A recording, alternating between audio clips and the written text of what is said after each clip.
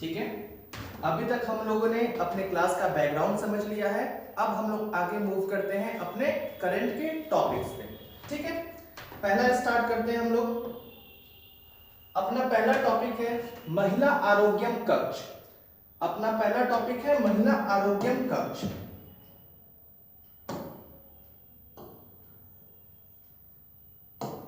ठीक है, अब देखो ये जो कक्ष है इसका तो मतलब हम लोग को पता है कि ये एक रूम को डिनोट करता है, और जो आरोग्यम है, आरोग्यम को हम लोग बोल सकते हैं एक वैसा स्टेट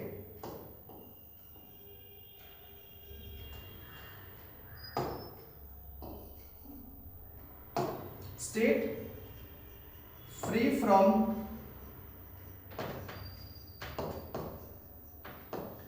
डिजीजेस।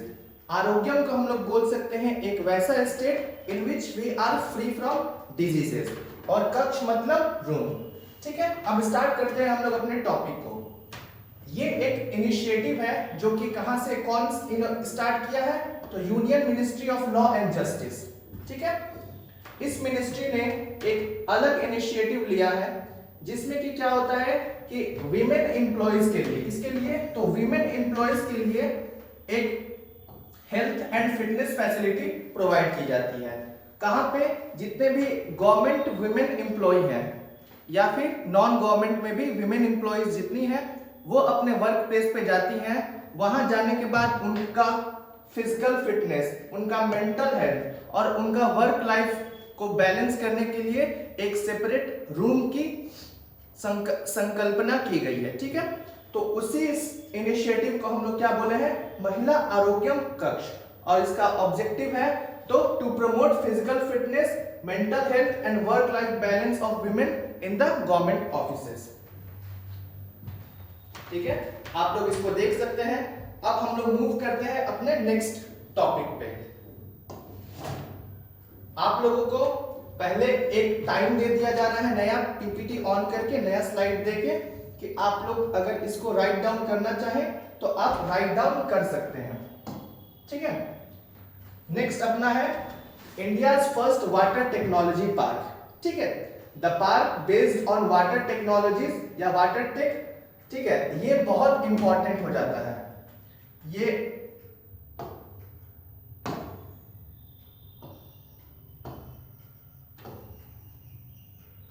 ये अपने लिए इंपॉर्टेंट हो जाता है। इंपॉर्टेंट इसलिए होता है क्योंकि ये फर्स्ट है। फर्स्ट का क्वेश्चन अपने एग्जाम में आना ही आना है। ठीक है, अब देखते हैं इसका लोकेशन कि ये कहां हुआ। तो ये हुआ है असम में, और असम में हुआ है तो बट ऑब्वियस चांसेस रहते हैं कि वहां के जो सीएम होंगे वो इसको इनॉग्रेट करेंगे।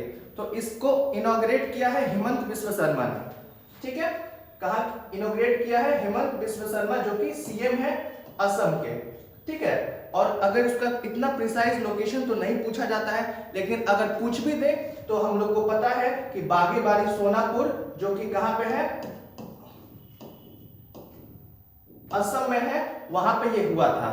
ये जो है वो अकेले तो नहीं हुआ होगा, किसी के कोलैबोरेशन से हुआ होगा, क्योंकि ये पहला है और बड़े लेवल पे इसका काम किया जा रहा है। इस पे काम जो हो रहा है वो बड़े लेवल पे हो रहा है।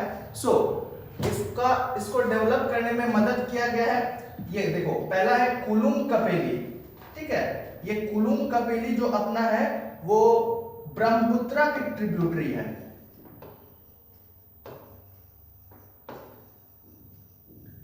जो अपनी ब्रह्मपुत्र रिवर है उसकी ट्रिब्यूटरी है। ठीक है, कुलुम और कपिली। अब देखो, अपना नाबार्ड हुआ पहला, फिर ये अलग अलग है, ICAR और CIF, फिर अपना डिपार्टमेंट ऑफ फिशरीज आता है, फिर अपना सेल्को फाउंडेशन आता है। इन सब के कोलैबोरेशन से ये अपना इनिशिएटिव स्टार्ट हुआ है, नया पार्क डेवलप हुआ है, नया वाटर टेक्नोलॉजी पार्क असम में डेवलप हुआ है। ठीक है,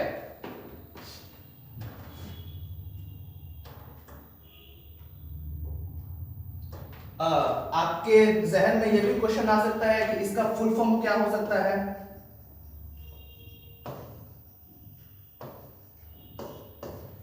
अगर आप ट्राई करना चाहें तो कर भी सकते हैं और मैं बताऊंगा भी। ठीक है, it's national bank for agriculture and rural development, national bank for agriculture and rural development. ठीक है, ये था अपना सेकंड टॉपिक। इसके बाद से आते हैं हम लोग अपने थर्ड टॉपिक पे। आपको टाइम दिया गया है, आप नोट करना चाहें तो इसको नोट कर सकते हैं। ठीक है,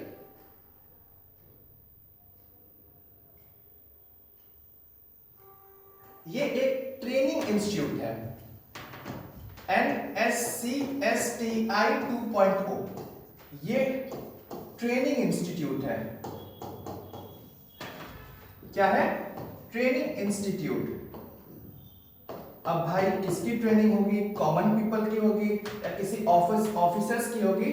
तो देखिए, इसका फुल फॉर्म है national standards for civil services. ठीक है, सिविल सर्विसेज ट्रेनिंग इंस्टीट्यूट 2.0। इसका लोकेशन कहाँ है? तो ये दिल्ली में है। ठीक है, यहाँ पे क्या होता है? तो ट्रेनिंग होती है सिविल सर्वेंट्स की।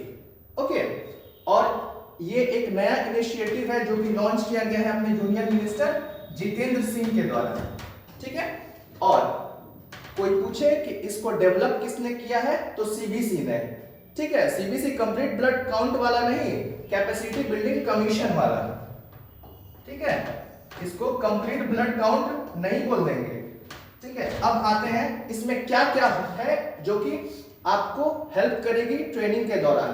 तो इसमें हाइब्रिड लर्निंग है।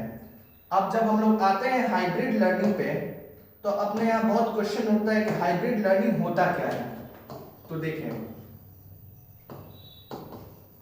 हाइब्रिड लर्निंग में हम लोग ऑनलाइन मोड में भी इंटरेक्ट करते हैं और ऑफलाइन मोड में भी इंटरेक्ट करते हैं। तो इस अगर दोनों मोड ऑफ इंटरेक्शन, ऑफलाइन में गलत हो गया है,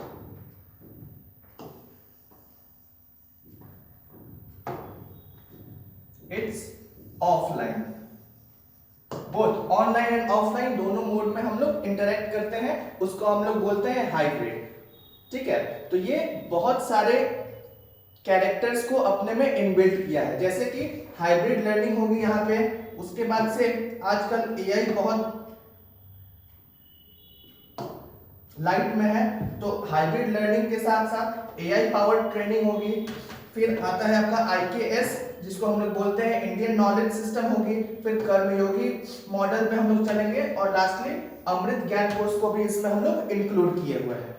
इसमें अगर आपको किसी भी टाइप का कोई क्वेश्चन होता है तो आप कमेंट सेक्शन में आप वो क्वेश्चन डाल सकते हैं और हम लोग या हमारी टीम आपको रिप्लाई देगी। नेक्स्ट आते हैं अपने टॉपिक पे, जो है India first digital nomad village. ठीक है, India first digital nomad village. अब देखिए, फिर जहां टर्म आ गया फर्स्ट, वो खुद में क्या बन जाता है? इंपॉर्टेंट बन जाता है। ठीक है, अब देखो, डिजिटल का मतलब हम लोग को पता ही है कि एडवांस्ड हो गया, एक टाइप से एडवांस ही बोल सकते हैं। और नोमैड, जो ट्राइब्स हैं जो कि मूव करते हैं, उनको हम लोग नोमैड जनरली बोलते हैं। अब देखो, आजकल की भागदौड़ वाली जिंदगी में हम लोग चाहते हैं कि हम लोग इस शोरगुल से थोड़ा साइड हट जाएं। ठीक है, तो इस शोर शराबे से हम लोग साइड हटने के लिए चाहते हैं कि एक पीसफुल इन्वायरमेंट में हम लोग को रहने को मिले। अब वो पीसफुल इन्वायरमेंट हम लोग को कहाँ मिलेगा? तो गांव में मिलेगा। लेकिन गांव में जाने के बाद हम लोग को बहुत सारी जो एडवांस सर्विसेज हैं, जैसे कि हाई स्पीड वाईफाई और भी सारी कनेक्टिविटी जो कि आजकल के लाइफ में इंपॉर्टेंट हो गई है, वो हम लोगों को नहीं मिल पाती है। ठीक है, तो ऐसा पहली बार हुआ है, ठीक है, कि ये सारी जो भी सुविधाएं जो भी जरूरी होती है पीसफुल इन्वायरमेंट के साथ साथ, वो आप लोगों को यहाँ पे हम लोग प्रोवाइड करेंगे। हम लोग का मतलब कौन? तो एक विलेज है सिक्किम में। ठीक है, ये सिक्किम में एक विलेज है याकटेन। ठीक है, जो कि पाकयोंग डिस्ट्रिक्ट में होता है, ठीक है। इसका जो होता है वो स्टार्ट ये हुआ था 14 जुलाई। जितना भी करंट अफेयर्स हम लोग अभी देखेंगे वो जुलाई मंथ का होगा, ठीक है। अब देखिए ये किसके लिए डिजाइन किया गया है, तो वैसे प्रोफेशनल्स के लिए ये डिजाइन किया गया है ये मॉडल जिसको बैलेंस करना है। किसमें बैलेंस करना है, तो रिमोट वर्क में और अ पीसफुल लाइफस्टाइल, मतलब कि उनका काम भी होना चाहिए और एक पीसफुल एनवायरनमेंट भी उनको मिलनी चाहिए। तो इसके लिए इस गांव में क्या है, तो गांव जो विलेज है is equipped with high speed wifi है और एक रिलायबल कनेक्टिविटी वहां पे आपको मिलेगी, मतलब किसी भी टाइप का आपको लैगिंग वहां पे नहीं मिलेगा, ठीक है। आप कनेक्ट रहेंगे to the rest of the world but without damaging the environment. This initiative promotes the environmental friendly practices. जैसा कि आप जाएंगे तो आप एसी वैसी वहां पे, ऐसे भी नॉर्थ ईस्ट में एसी वगैरह की जरूरत नहीं है, लेकिन फिर भी वैसी प्रैक्टिसेस जो कि आपके एनवायरनमेंट को जो हार्म करती है उस टाइप का आपको कोई भी सुविधा वहां पे नहीं मिलेगा, ठीक है। तो it encourage a sustainable remote work environment, वहां पे आप अपना काम कर सकते हैं, ठीक है। मूव करते हैं हम लोग नेक्स्ट टॉपिक पे। और हाँ, ये एक प्रोजेक्ट है, ठीक है। अभी रिसेंट में महाराष्ट्र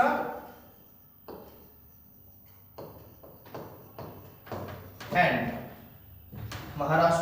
अरुणाचल प्रदेश,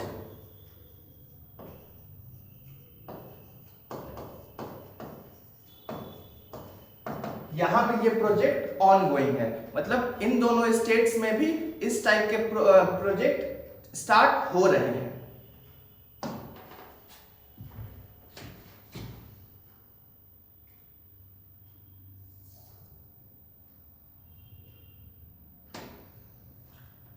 ठीक है, अब फिर आते हैं फर्स्ट पे। हम लोग का जो करंट अफेयर्स पूरा बेस्ड हो गया है, ये फर्स्ट पे ही हो गया है।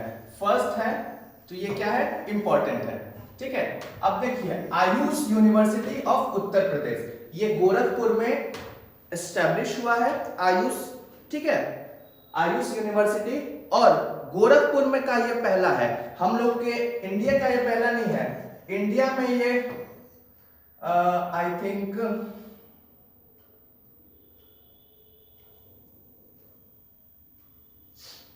ये 2016 में इंडिया में फर्स्ट एस्टैब्लिश हुआ था, ठीक है। भले ही ये उत्तर प्रदेश का पहला है, लेकिन इंडिया में आयुष यूनिवर्सिटीज 2016 से प्रिवेलेंट है। अब देखिए ये आयुष कुछ है नहीं, देखिए आपको याद करना हो तो इसमें आयुर्वेदा, योगा, यूनानी, होम्योपैथी, ठीक है, और एक नेचुरो करके नेचुरल साइंस से आता है, ठीक है, नेचर कर देते हैं इसको। इन सब से मिलके ये बना हुआ है आयुष। ये अपने लिए इंपॉर्टेंट है, ये क्वेश्चन अपने बीपीएससी में या फिर और कोई बिहार रिलेटेड या सेंट्रल करंट अफेयर्स में ये आएगा ही आएगा। अब क्यों आएगा, क्योंकि खुद प्रेसिडेंट खुद गए हैं इसको इनॉग्रेट करने, प्रेसिडेंट द्रौपदी मुर्मू इनॉग्रेटेड, ये खुद गई हैं। और इसका नाम क्या रखा गया है इस यूनिवर्सिटी का, तो महायोगी गुरु गोरखनाथ आयुष यूनिवर्सिटी, ठीक है। गोरखनाथ के नाम पे ही इसका नाम रखा गया है, इसको देख ले। इसके बाद से आते हैं हम लोग 7th annual international Congress conference of the innovative physicians forum, ठीक है। ये फोरम को इनोग्रेट किए थे अपने स्पीकर, लोकसभा स्पीकर ओम बिरला, ठीक है। अब ये 7th है, 7 बार हो चुका है।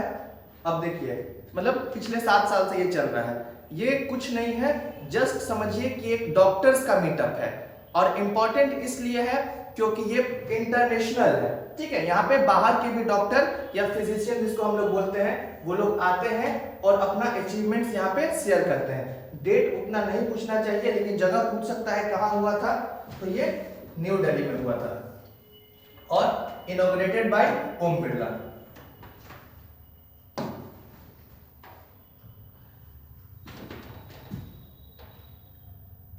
You can write it from the board.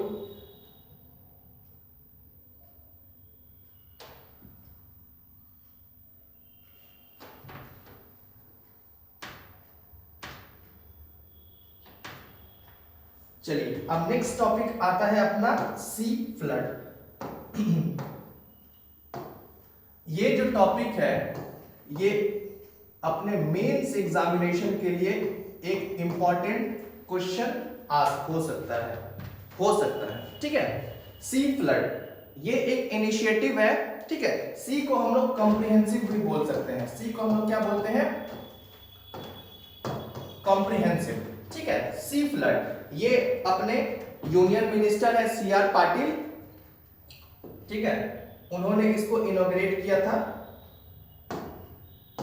ठीक है। यूनियन जल शक्ति minister CR Patil inaugurated the next generation initiated flood forecasting system, और ये कहां हुआ था, तो न्यू दिल्ली में हुआ था। अब आपको हम इसका ओवरऑल बात बताते हैं। देखिए ये एक ऐसा सी फ्लड, कॉम्प्रिहेंसिव फ्लड का ये सिस्टम है जो कि फोरकास्ट करता है, मतलब चीज को होने से पहले बताता है, ठीक है। ये 48 आवर्स प्रायर, ये एक विलेज लेवल का क्या बताता है, इंडिकेटर होता है विलेज लेवल का। आप देख सकते हैं विलेज लेवल फ्लड फोरकास्ट, ठीक है। ये फ्लड आने के, बाढ़ आने के 48 घंटे पहले, 48 hours prior to the upcoming of the flood, ठीक है, ये बता देता है कि हाँ इस विलेज में या इस जगह पे बाढ़ आने की आशंका है, और उस हिसाब से लोग अपना प्रिपरेशन कर देते हैं, ठीक है। तो ये अपना है सी फ्लड। ये टॉपिक मेंस के लिए बहुत ज्यादा इंपॉर्टेंट हो जाता है क्योंकि ये नया टॉपिक है।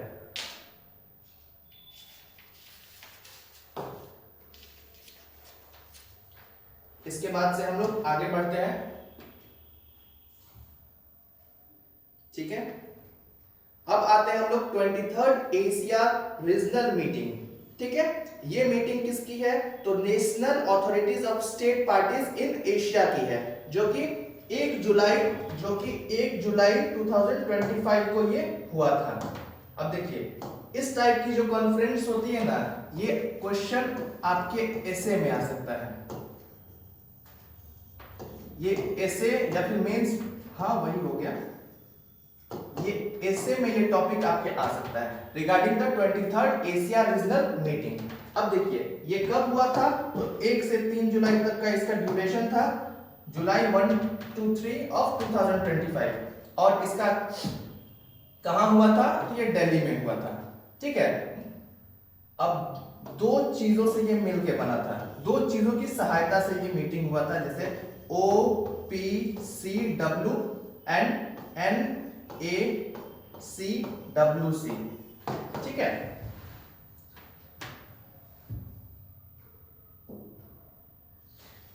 मेजरली इसका एम था कि प्रोहिबिट करें हम लोग केमिकल वेपन्स के यूज को,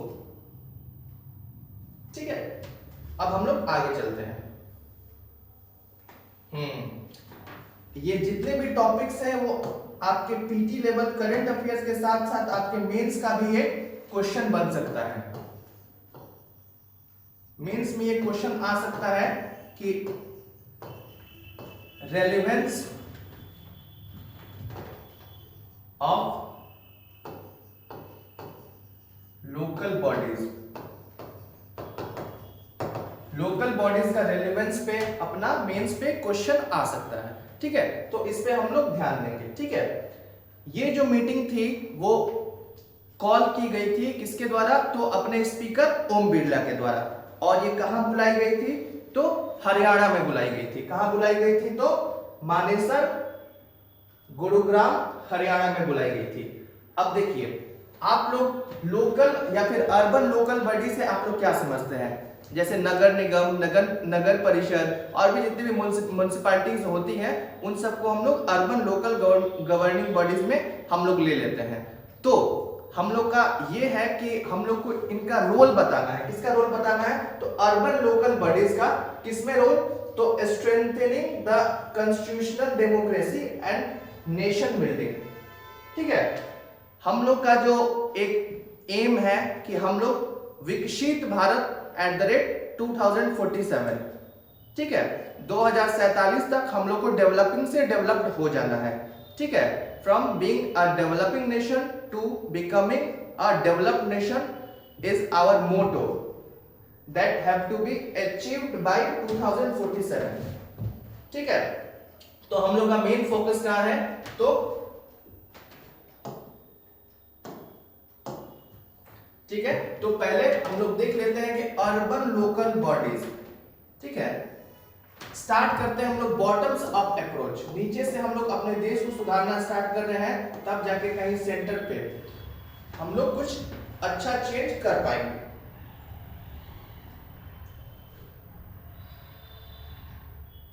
ठीक है, और अब देखिए इसके थ्रू हम लोग का की फोकस क्या है? तो अर्बन लोकल बॉडीज का विकसित भारत, जैसा कि मैंने अभी बताया, विकसित भारत एट 2047। अब इसमें हम लोग क्या करेंगे कि वुमेन की लीडरशिप, वुमेन का जो रोल होता है सोसाइटी में एज ए लीडर, उसको हम लोग को इनहेंस करना है। उसके साथ साथ हम लोग को पब्लिक सर्विस डिलीवरी को बढ़ाना है और क्वालिटी ऑफ लाइफ को हम लोग को सुधारना है।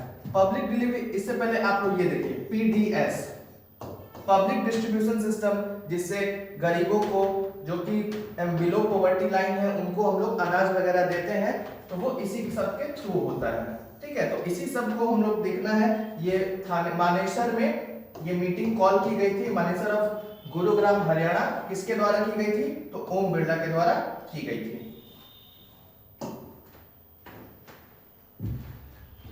ठीक है, नेक्स्ट अपना है श्यामा प्रसाद मुखर्जी।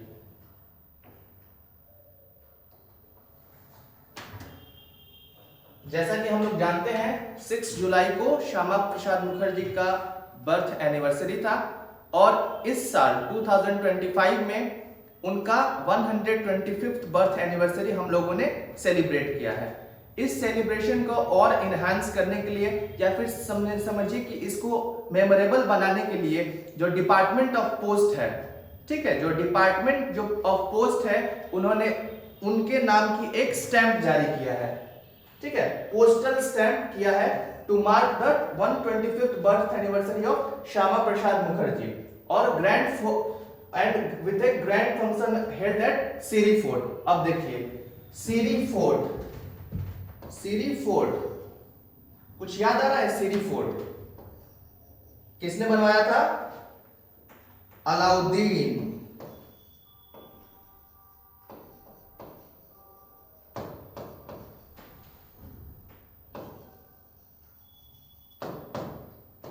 अलाउद्दीन खिलजी ने बनाया था। ठीक है, टू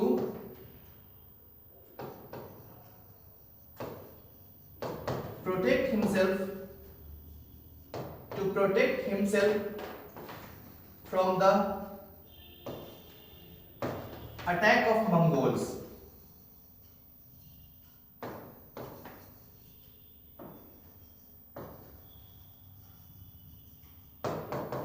ठीक है, अब देखिए हम लोगों को सीखना है कि कैसे हम लोग एक सब्जेक्ट को, करंट को हम लोग कैसे बाकी rest of the subject, GS subject से हम लोग कनेक्ट करते हैं। ठीक है, जहां भी आपको कुछ मिले that can be connected to the respective GS subject, तो हम लोग को कनेक्ट उसको करना चाहिए, उससे हम लोग का ओवरऑल डेवलपमेंट होता है। ठीक है, अब हम लोग आते हैं नेक्स्ट पे, रिक्लेम।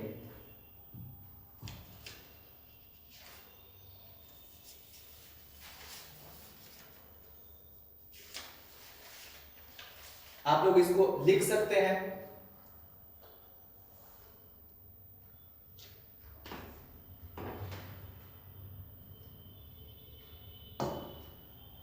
सबसे पहले हम इसका फॉर्मूला करें, फुल फॉर्म लिख लेना चाहिए हम लोग को।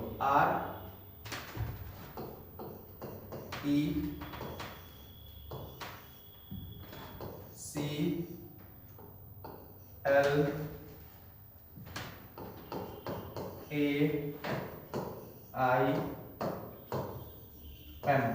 रिक्लेम से हम लोग ऐसा समझे कि जिस चीज पे पहले से हमारा दावा था उस पे दोबारा दावा करना।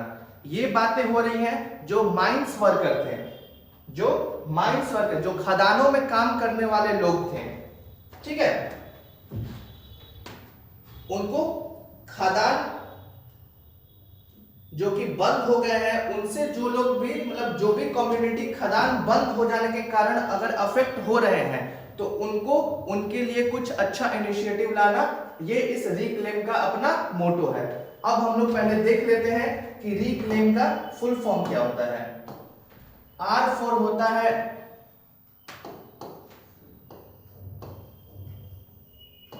रीच आउट, R4 होता है रीच आउट, E4 होता है इनविजन और C4 होता है को डिजाइन। C4 होता है को design, R4 reach out, E4 इनविजन, C4 को डिजाइन और L4 होता है localise, A4 act, I4 integrated. Okay, ये इसका फुल फॉर्म है। और हाँ, M छूट गया, M for maintain.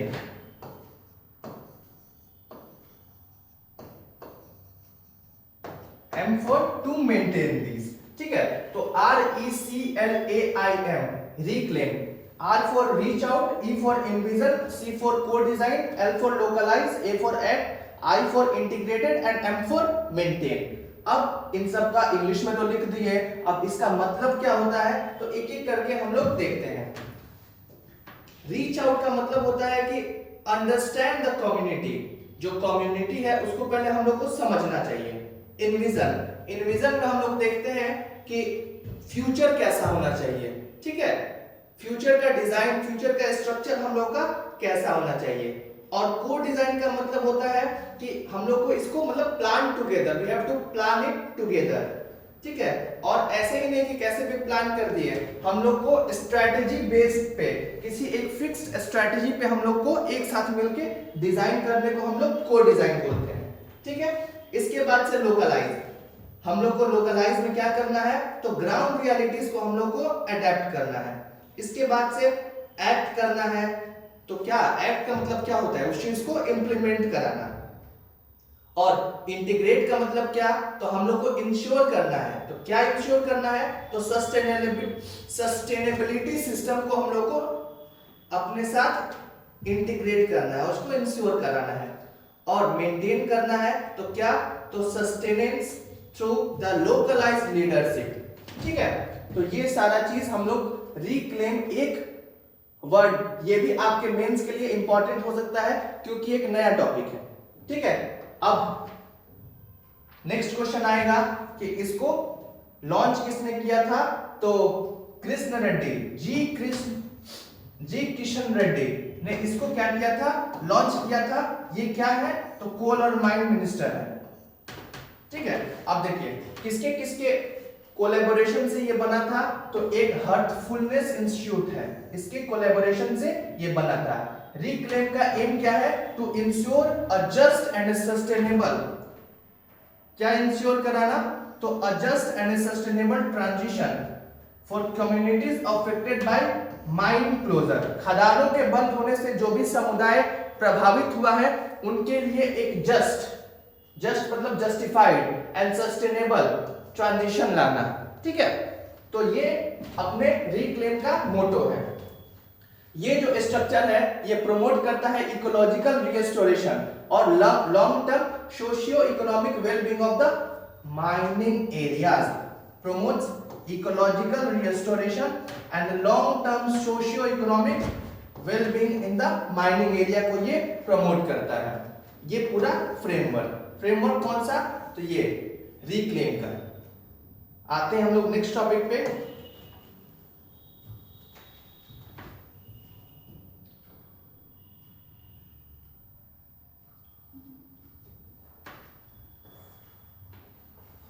Jitendra Singh, ये जितेंद्र सिंह है मिनिस्टर ऑफ स्टेट फॉर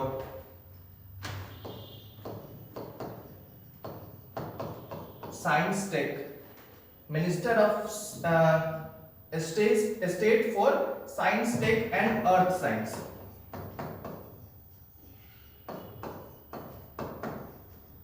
ठीक है, ये अपने यूनियन मिनिस्टर जितेंद्र सिंह हैं।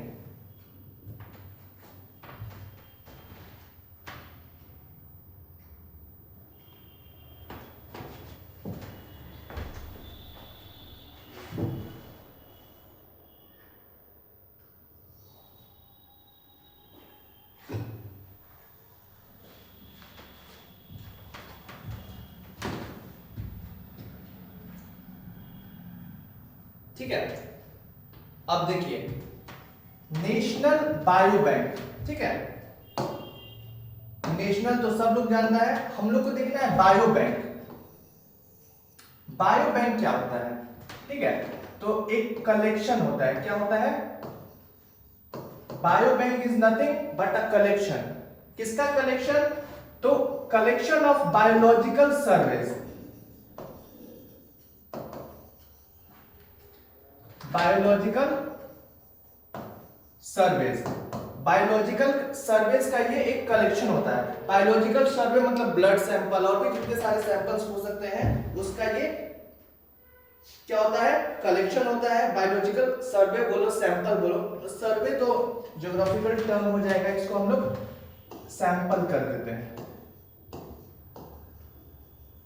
Biological samples. ठीक है, अब देखिए ऐसा क्यों होता है? तो इनके साथ बायोलॉजिकल सैंपल्स के साथ हम लोग हेल्थ डेटा लेते हैं, हेल्थ का डेटा भी इसके साथ लेते हैं। ठीक है,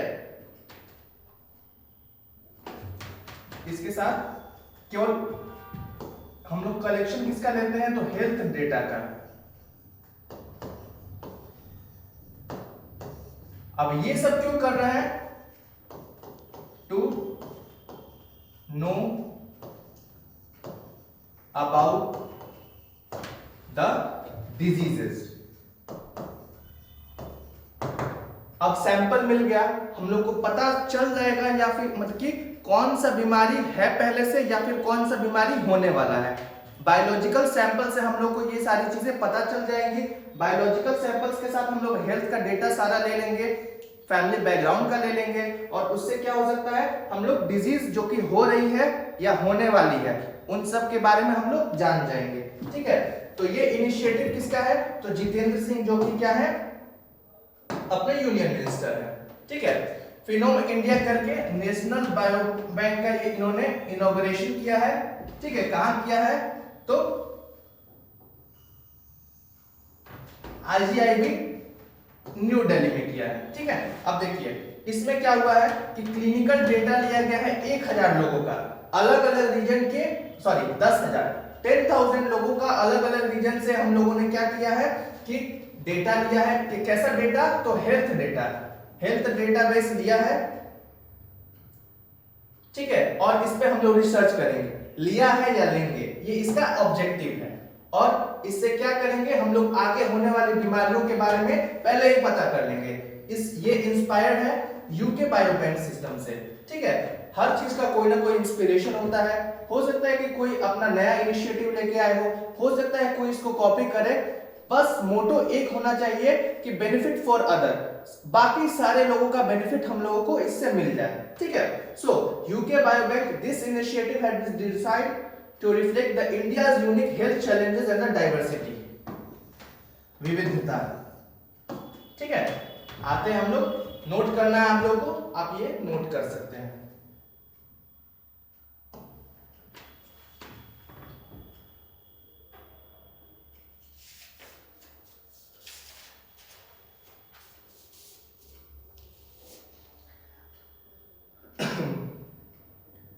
अब आते हैं हम लोग 7th रीजनल कमेटी मीटिंग। ठीक है, अब देखिए ये हाँ, इंटरनेशनल सोलर अलायंस, ISA ये इंडिया एंड फ्रांस के कोलैबोरेशन से बना था। इसका हेडक्वार्टर कोई बता सकता है कहां है?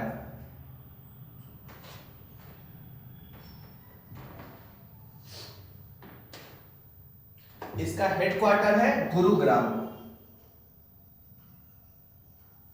It's not Y, it's G, Gurugram. ठीक है, अब देखिए the ISA international solar alliance will host the 7th regional committee meeting for Asia and the Pacific in the Colombo. कहां होगा? तो ISA का जो मीटिंग होगा वो कहां होगा? कोलंबो। ठीक है, कब होगा? तो 15 टू 17 जुलाई ये होगा। इट इज हो चुका है, अभी तो हम लोग का नए ईयर न्यू ईयर में हम लोग आ चुके हैं 2026 में। तो ये उस दिन का ये न्यूज है। अब देखिए इसका थीम क्या हो सकता है? थीम बोलो या फिर बैकग्राउंड बोलो। ठीक है, तो इसका बैकग्राउंड क्या हो सकता है? For advancing the solar cooperation across a region of diversity and opportunity. ठीक है, हम लोग को सोलार को ऑपरेशन करना है। क्यों सोलार पे इतना है? क्योंकि it is a renewable source of energy. ठीक है, that's why our major emphasis is on the solar energy. इसका ऑब्जेक्टिव क्या हो सकता है? तो to promote the strategic dialogue and concrete action for the proliferation of solar energy in the Asia Pacific region. कहां? तो एशिया पैसिफिक। प्रोलिफरेशन को हम लोग स्प्रेड भी बोल सकते हैं। ओके, प्रोलिफरेशन को हम लोग स्प्रेडिंग भी बोल सकते हैं। स्प्रेडिंग बोलो, एक्सपेंशन बोलो, फैलना बोलो। ठीक है, आते हैं अब हम लोग नेक्स्ट टॉपिक पे।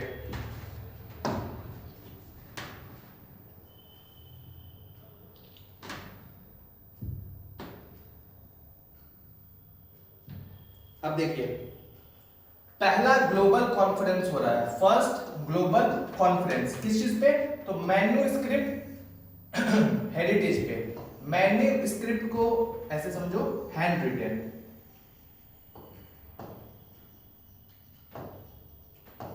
It is hand written. ठीक है, manuscripts are hand written heritage. ठीक है, अब इन सबको जाहिर सी बात है कि यूनियन मिनिस्ट्री ऑफ कल्चर ही इसको अनाउंस करेगी। और ये इंडिया का पहला ऐसा इंटरनेशनल कॉन्फ्रेंस है जो कि मैन्युस्क्रिप्ट हेरिटेज पे बेस्ड है। ठीक है, इसका टाइटल क्या है? इसका थीम बोलो, बैकग्राउंड बोलो। तो reclaiming India's knowledge in the legacy through the manuscript heritage. ठीक है, देखिए अपने जो एंसेस्टर्स थे उनके पास वास्ट नॉलेज था। ठीक है, बट हम लोग उसको अभी तक डिसाइफर नहीं कर पाए। ठीक है, so now we are working on deciphering the text that our ancestor had made for us. ठीक है, तो ये अपना है। कब हुआ था ये इंपॉर्टेंट नहीं है, कहां हुआ था ये इंपॉर्टेंट है। भारत मंडपम, इसको हम लोग यमुना बैंक भी बोलते हैं, जो कि दिल्ली यमुना बैंक है जो कि न्यू दिल्ली में है। इसको हम लोग यमुना बैंक लिख सकते हैं।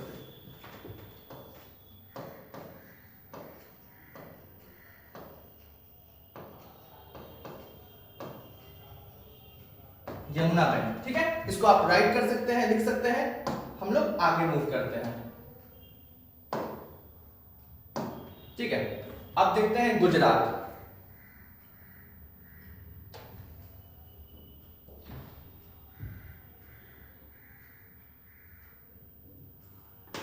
ये सबसे ज्यादा इंपॉर्टेंट है। इसको हम लोग VVI कर सकते हैं।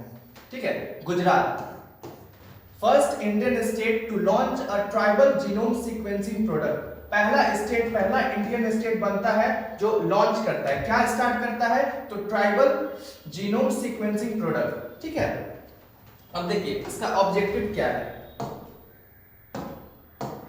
इसका ऑब्जेक्टिव है तो जेनेटिक हेल्थ रिस्क, ठीक है, in the tribal communities and improve the personalised health care. ठीक है, सेम चीज हम लोग इसके पहले भी पढ़े हैं। कहां पढ़े हैं? इसी क्लास में पढ़े हैं, इसी टाइप का चीज, सेम चीज नहीं, इसी टाइप का एक और इवेंट हम लोग पढ़े हैं। कहां पढ़े हैं? You are requested to post that on the comment section.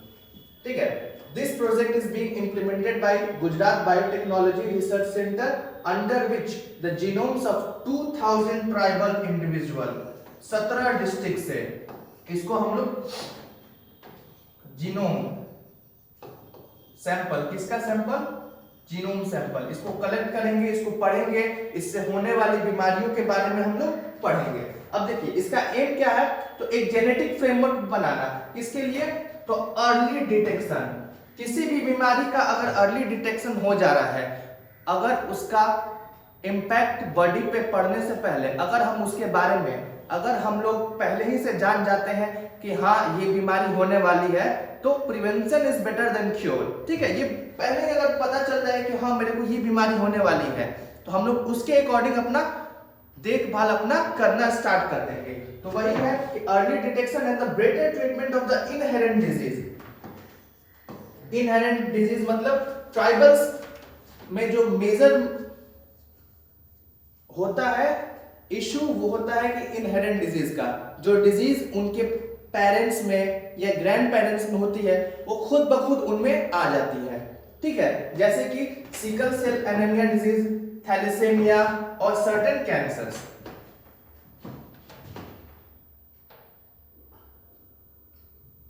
ठीक है, अब आते हैं हम लोग अपने नेक्स्ट टॉपिक पे। It is not Modi, leaving the controversies beside, it's Modi.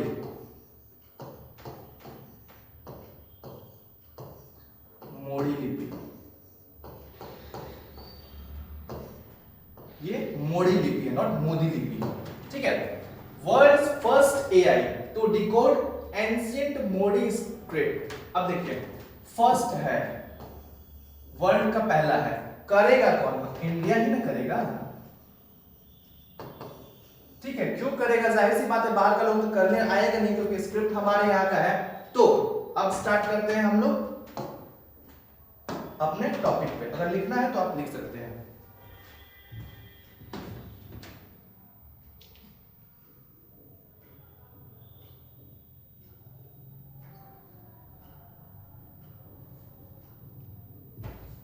हाँ, अब आते हैं हम लोग कौन इसको स्टार्ट किया? तो Indian institute of technology, IIT Roorkee. IIT Roorkee कब एस्टैब्लिश हुआ था? 1847 में। 1847 में आईआईटी रुड़की एस्टैब्लिश हुआ था। इसी आईआईटी रुड़की ने डेवलप किया है world first artificial intelligence AI model that is capable of transliterating, not translating, transliterating the historical Modi script into the Devanagari script। Transliterating Hindi से इंग्लिश, इंग्लिश से हिंदी, उसको ट्रांसलेटिंग बोलते हैं। ये चेंज ऑफ स्क्रिप्ट है, चेंज इन द स्क्रिप्ट। ठीक है, इसमें क्या हो रहा है? तो जो मोडी स्क्रिप्ट है उसको एआई के माध्यम से क्या कर रहे हैं हम लोग? चेंज कर रहे हैं। तो किसमें? तो देवनागरी में।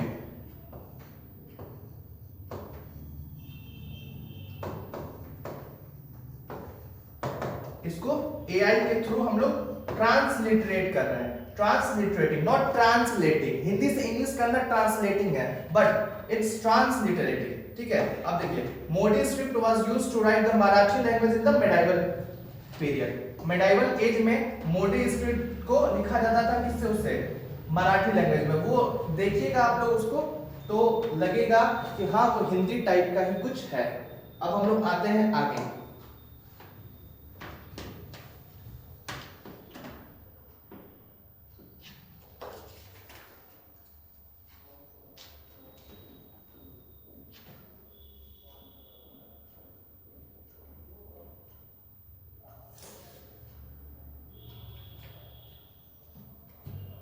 ठीक है, अब देखिए, अब आपने एक बहुत ही डिबेटेबल केस सुना होगा इसका, संचार साथी का।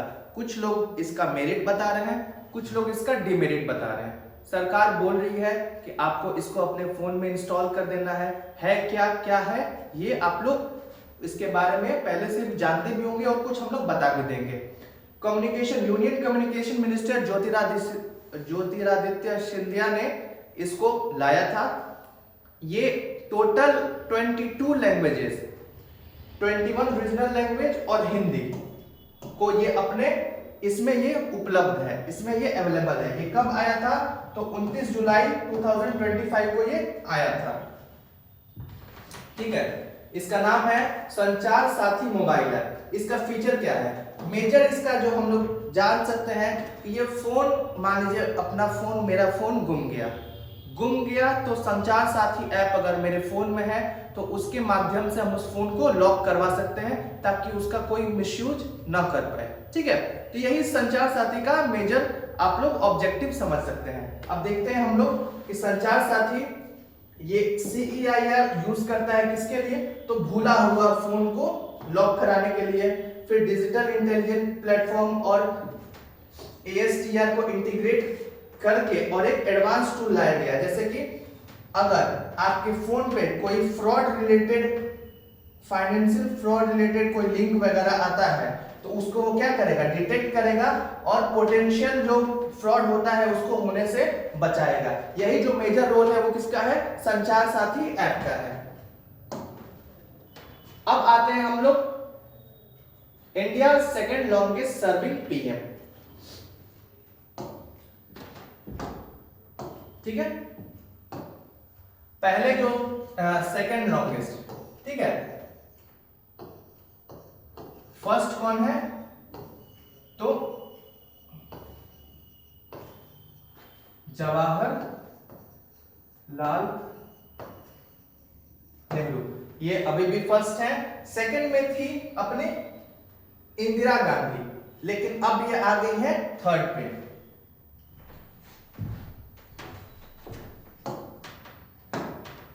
ठीक है, फर्स्ट में थे जवाहरलाल नेहरू और अब ये हो गई है, अब ये सेकंड पे आ गए हैं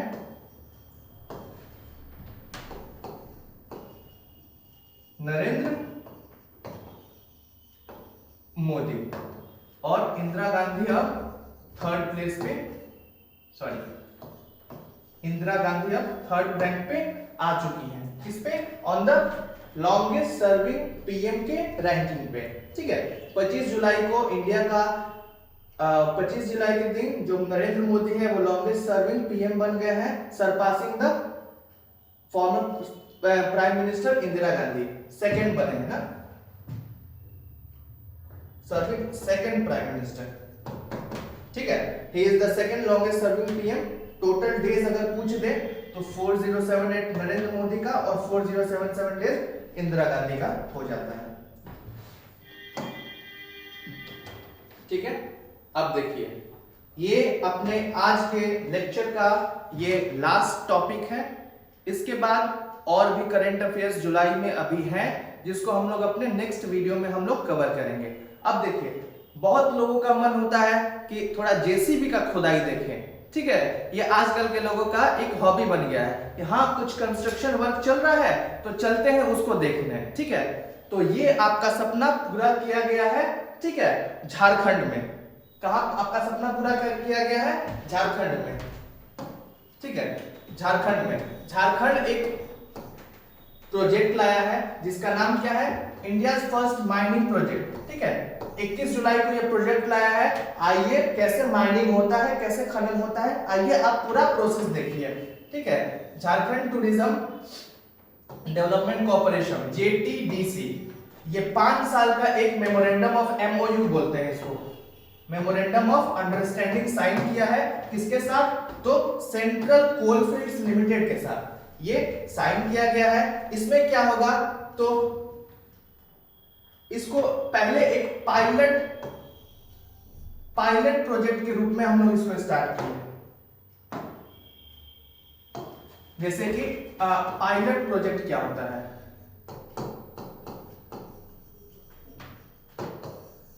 जैसे कि मान लीजिए आप लोग को करंट अफेयर्स पढ़ना था। ठीक है, आप लोग YouTube पे सर्च किए कि बीपीएससी के लिए, यूपीपीसीएस के लिए, सेंट्रल के लिए, किसी भी चीज के लिए करंट अफेयर्स चाहिए, मान लीजिए आपके सामने एडुएक्स डिजिटल का आपके पास एक चैनल मिलता है। आप क्या करते हैं, पहले सोचते हैं कि हाँ एक वीडियो इसका देख के देखते हैं, अगर ये टीचर अच्छा पढ़ा रहे होंगे तो हम लोग इसको कंटिन्यू करेंगे, और अगर इन टीचर से कुछ समझ में नहीं आ रहा है तो हम लोग इसको छोड़ के अब दूसरे पे जाएंगे। तो इसी को पायलट प्रोजेक्ट बोलते हैं, ठीक है। मतलब कि जो स्मॉल स्केल पे, या फिर बोले कि जो टेस्टिंग के लिए हो, उसको हम लोग क्या बोलेंगे, पायलट प्रोजेक्ट बोलेंगे, ठीक है। तो देखिए इसमें 2 रूट आता है, क्या आता है, 2 रूट, 2 रास्ते आते हैं इसमें। एक राजरप्पा रूट आता है और एक आता है पट्राटू रूट, ठीक है। राजरप्पा वाले में एक बहुत फेमस मंदिर है जिसका नाम है चिन्मस्तिका मंदिर, और पट्राटू वैली भी आता है, ठीक है। पट्राटू वैली देखिएगा, ऐसा वैली है, आप सर्च करिएगा तो आपको मिलेगा। इस टाइप का वैली है, कहां पे, तो झारखंड में है। ब्यूटीफुल बोल भी सकते हैं, नहीं भी बोल सकते हैं, ठीक है। और जो सेकंड रूट है वो आता है आपका टूरिस्ट सेंचुरी से होते हुए माइन पे पहुंचाएगा आपको, मतलब माइनिंग आपको दिखाएगा, ठीक है। The government is also planning to develop second mining tourism circuit in collaboration with Bharat coking coal limited, BCCL के साथ भी मिलके ये हो रहा है। चलिए हम लोग इसी के साथ अपना आज का लेक्चर कंक्लूड करते हैं। आशा करते हैं कि आपको समझ में आया होगा। अगर आपको किसी भी टाइप का दिक्कत हो तो आप कमेंट सेक्शन में अपना दिक्कत डाल सकते हैं, या अगर कुछ आपको इम्प्रूवमेंट भी बताना हो मेरे बारे में कि हाँ सर आप ऐसे पढ़ाते तो अच्छा लगता, ठीक है, तो वो भी हम लोग को जानना जरूरी है कि आप लोग का क्या इसके पीछे, उसको बोलते हैं ना फीडबैक है, वो हम लोग को आप जरूर दें अपने कमेंट सेक्शन पे। और 1 से 2 दिन में हम लोग इसका नेक्स्ट पार्ट भी लाएंगे, जिसमें हम लोग पूरे जुलाई 2025 के करंट अफेयर्स को हम लोग कंक्लूड करेंगे। चलिए that's all for today, thank you.